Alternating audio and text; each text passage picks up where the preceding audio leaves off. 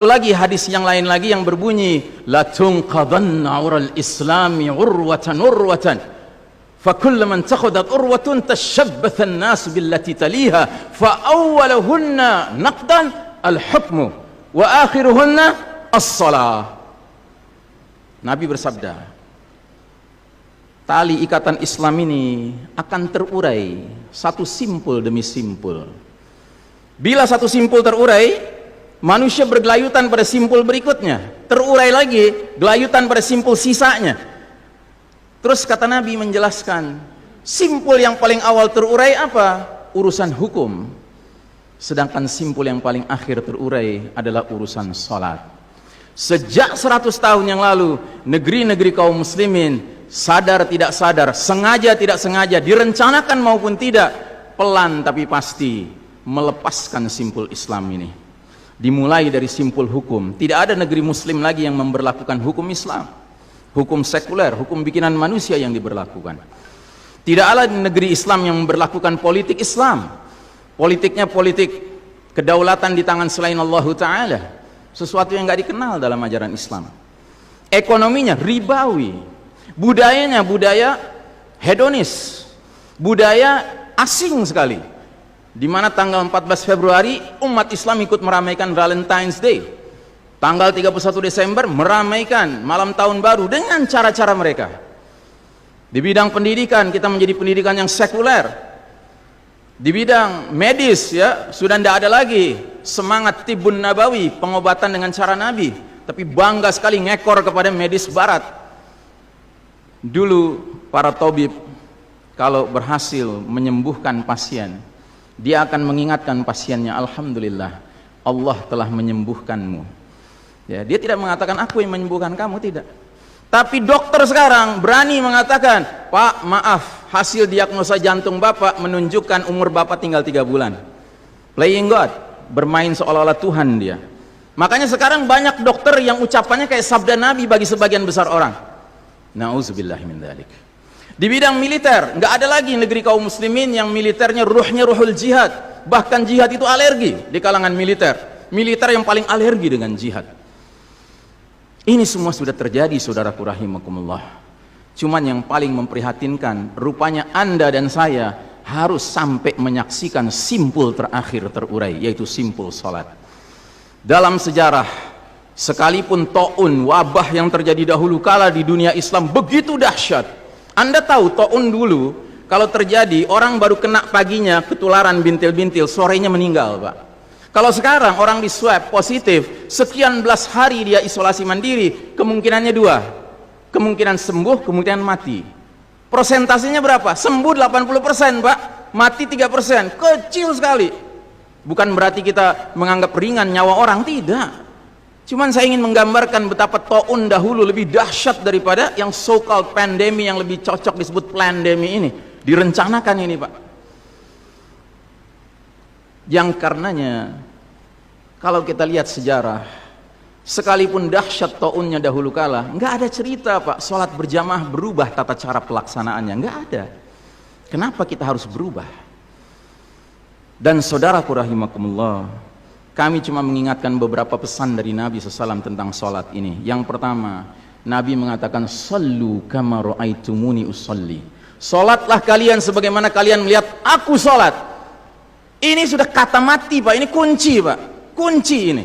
Makanya para ulama fikih memutuskan al-aslu fil ibadatu al-hadar, ya. Hukum asalnya ibadah ritual seremonial termasuk sholat adalah haram, Pak. Nggak boleh dikerjakan sembarangan, nggak boleh. Apalagi setelah dia ada aturannya, terus kita berkreativitas menyangka itu lebih baik untuk keselamatan dunia kita, sementara kita tidak peduli dengan keselamatan akhirat kita. Nabi Muhammad SAW menyatakan, hari berbangkit nanti aku akan menunggu umatku di depan telagaku. Aku akan bisa membedakan siapa umatku, siapa yang bukan. Umatku adalah mereka yang wajahnya, tangannya, kakinya bercahaya bekas wudhu. Tapi ketahuilah, ada sejumlah orang wajahnya bercahaya, tangannya bercahaya, kakinya bercahaya. Aku panggil-panggil mereka, halumma, halumma, tapi dihalau sama malaikat, tidak boleh mendekat. Aku panggil lagi, halumma, halumma, tapi dihalau sama malaikat. Akhirnya malaikat menjelaskan, ya Muhammad, mereka telah merubah ajaranmu setelah engkau wafat. Kata Nabi selanjutnya, sohkan, menjauhlah. Nabi nggak mau dekat dengan orang yang berani-beraninya merubah tata cara ajarannya. Dan ajarannya yang paling pokok apa? Tauhid. Setelah tauhid apa? Salat. Dan ingat, salat adalah amal yang paling pertama yang akan diperiksa oleh Allah Ta'ala bagi setiap hambanya. Dan saudaraku rahimakumullah, untuk menutup, saya ingin menyampaikan dua hadis lagi. Satu hadis dari Nabi, la tadaru furujatin lisyaitan. Jangan kalian biarkan celah-celah itu untuk syaitan. Ini Nabi Muhammad SAW yang berbicara, bukan Iksan Tanjung. Kalau Iksan Tanjung yang berbicara, Anda boleh tolak, Pak. Ini Nabi Muhammad SAW yang berbicara, yang kita baca salawatnya dengan harapan mendapatkan syafaatnya, dengan harapan boleh meminum air dari telaganya. Jadi kata Nabi apa? Jangan biarkan celah-celah itu menjadi tempatnya syaitan.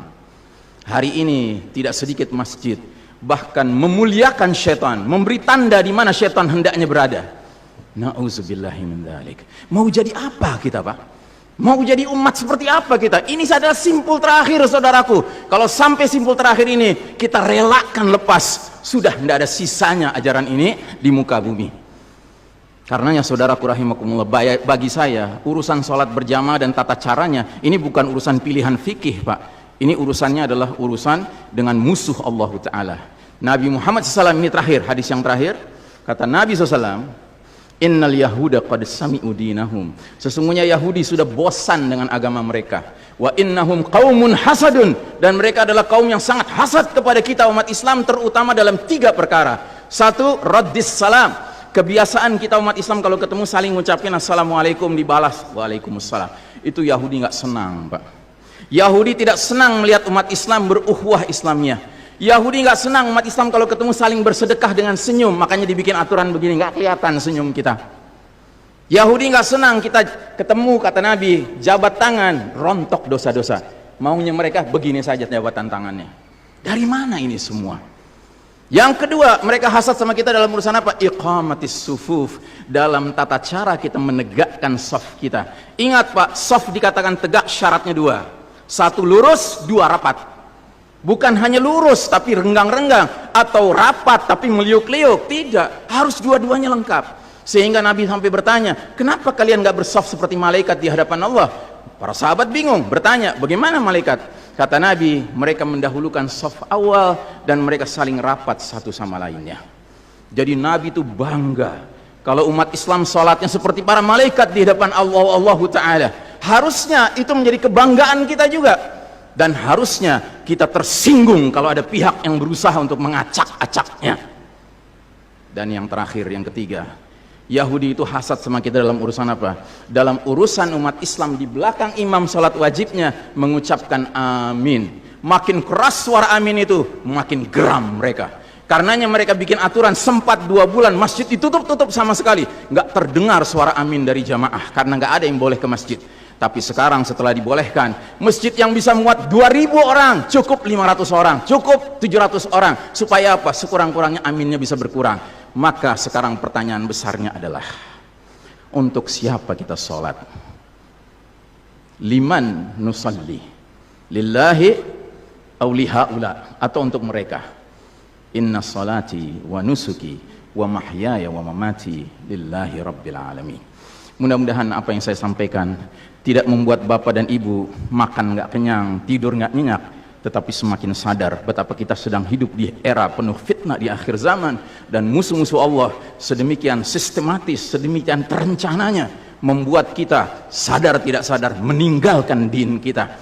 Yang paling mengerikan kalau sampai sudah nggak ada perasaan lagi risau dengan ini semua. Karena apa? Nabi bersabda, siapa lihat kemungkaran ubah dengan tangan, nggak bisa dengan lisan, nggak bisa dalam hati. Dalam hati itu maknanya apa? Ingkari itu sebagai kebenaran, itu mungkar. Dan itu kata Nabi selemah-lemahnya iman. Sehingga di hadis yang lain kata Nabi, kalau mengingkari saja sudah nggak ada iman sama sekali. Nah, yang kita khawatir kalau kita ternyata ridho saja dengan aturan sholat WHO ini, Pak. Padahal harusnya kita sholat dengan cara Nabi Muhammad SAW, bukan caranya Tedros atau Bill Gates, tidak. Nabi Muhammad SAW adalah contoh teladan kita.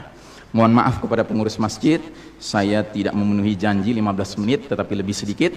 Ya, tetapi kepada jamaah, inilah nasihat dari hati yang paling dalam kepada saudara-saudara yang saya cintai karena Allah, yang kita sama-sama bersalawat, kita sama-sama mengharapkan air dari telaga Nabi, tapi boleh jadi nggak semua kita ngerti apa yang harus kita lakukan